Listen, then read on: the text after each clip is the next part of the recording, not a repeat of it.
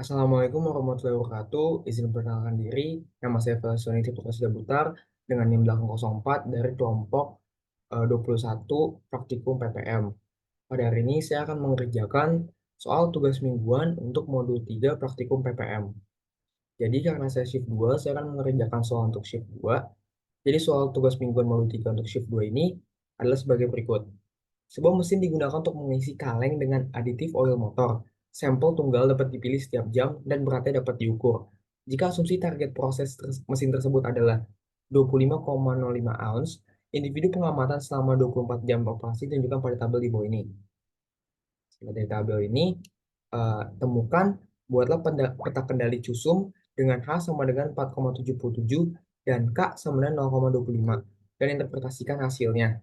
Dan B, buatlah peta kendali EOMA dengan lambda 0,5 dan L sama dengan 2,7 serta interpretasikan juga hasilnya. Jadi dari sini kita bisa lihat ada sebuah data. Data ini kita harus masukkan dulu ke sebuah file Excel ya. Nah, dari saya sendiri sudah memasukkan data-datanya ke file Excel.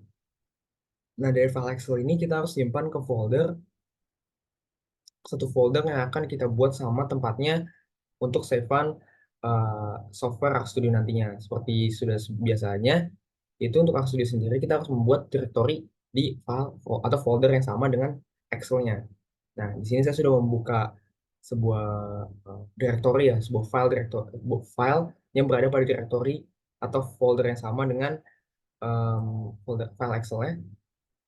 Nah, jadi bisa kelihatan di sini ya, ada file Excel. Nah, oke, langsung saja kita masuk ke proses pengerjaannya dengan menggunakan software Studio.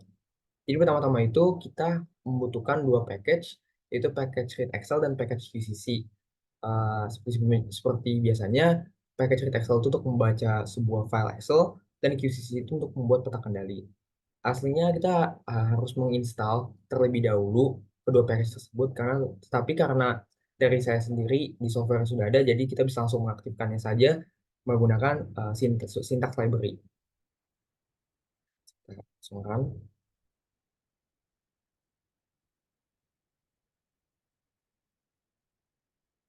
Udah.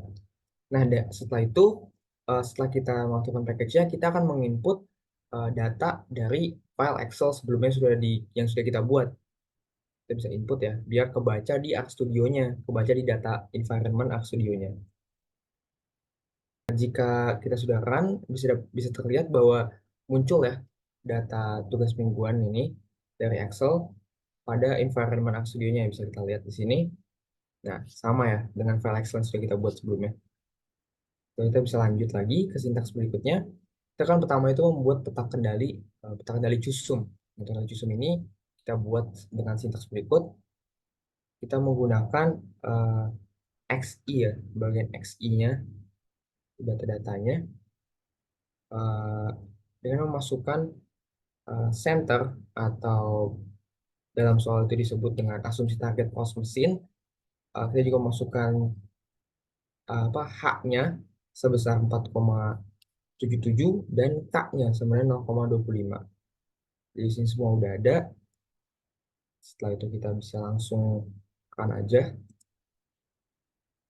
Kita bisa lihat hasilnya itu di plots.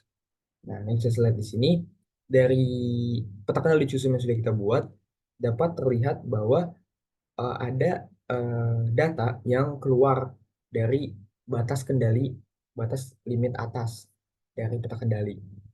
Untuk memastikannya kita bisa menggunakan sintaks ini, yaitu sintaks violations. Nah, ternyata memang terbukti bahwa di upper control limit itu ada data 20 yang melewati batasnya. Jadi kita bisa melihat ringkasan dari peta kendali tersebut. Nah, di sini bisa lihat ya. Di sini bisa melihat mediannya itu 25,05, meannya 25,16, dan seterusnya. Kita juga bisa lihat semuanya lengkap ya, data-data dan detail ya. Selanjutnya kita akan tentunya memperbaiki peta kendali CUSUM ini dengan menghilangkan data yang berada di luar batas kendali. Nah, kita bisa menghilangkannya dengan sintaks berikut nih, bisa dilihat. Nah, karena tadi sebelumnya sudah kita konfirmasi bahwa data yang berada di luar batas kendali itu adalah data 20, maka kita akan menghilangkan data 20. Nah, nah, ini bisa kita lihat ya, ini bisa dilihat di print juga bahwa data 20 sudah hilang ya, makanya di sini jumlah observationnya menjadi 19. Langsung saja kita membuat peta peta kendali justru perbaikan dengan sintaks berikut. Sintaksnya sama ya, beda dikit. Sintaksnya sama kurang lebih, hanya menggunakan peta justru perbaikan. Senternya atau ininya masih sama, targetnya 25,05, terus ada 4,77 dan 0,25. Langsung kita tekan lagi aja. Nah, di sini kita dapatkan peta kendali yang sudah terlihat bahwa sudah terkontrol atau sudah terkendalikan secara statistik ya, karena uh, ta- karena sudah tidak ada lagi data yang berada di luar batas gitu. Nah, untuk mengecek lagi ya, jika apakah data yang keluar batas atau tidak, kita bisa lihat gunakan sintaks yang sama, itu sintaks violations, ya kan? Nah, sudah terbukti bahwa tidak ada lagi data yang keluar dari batas kendali. Langsung aja kita melihat ringkasannya menggunakan sintaks summary. Kita bisa lihat nih ya. Di sini ada beberapa yang berubah tentunya ya, karena ada satu data yang dikurangkan.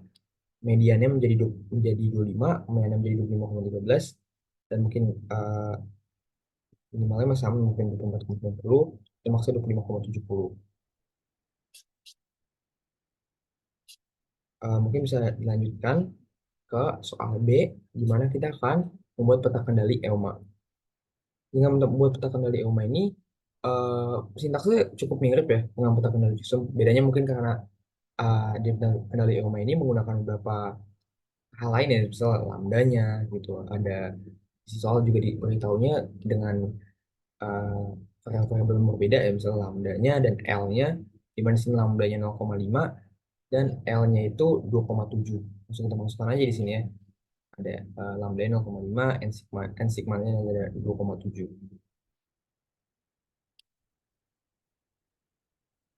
Bisa langsung kita run aja.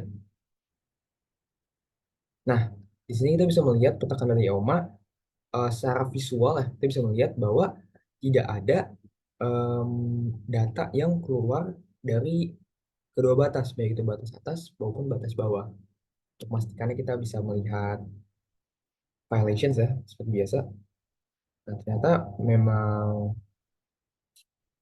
benar bahwa tidak ada batas, tidak ada em, data yang keluar dari batas kendali. Kita bisa langsung aja kita ngelihat summary-nya atau ringkasan dari peta kendali EOMA dengan sintaks summary tentunya. Nah, di sini bisa kita lihat ya bahwa untuk mediannya itu ada 25, mediannya itu ada 25,12632 dengan minimal itu 24,9 dan maksimal itu 25,7. Dengan LCL dan UCL seperti berikut sudah terlihat di sampingnya. Mungkin sekian pengerjaan dari soal tugas mingguan untuk modul 3 praktikum PPM.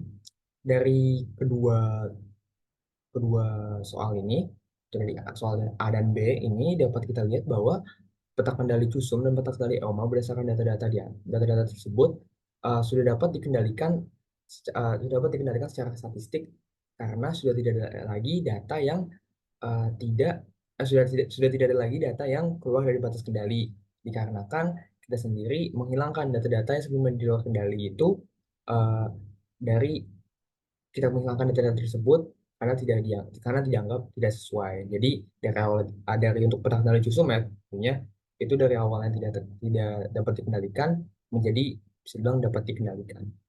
Ya mungkin sekian pengerjaan soal tugas mingguan modul 3 praktikum PPM dari saya.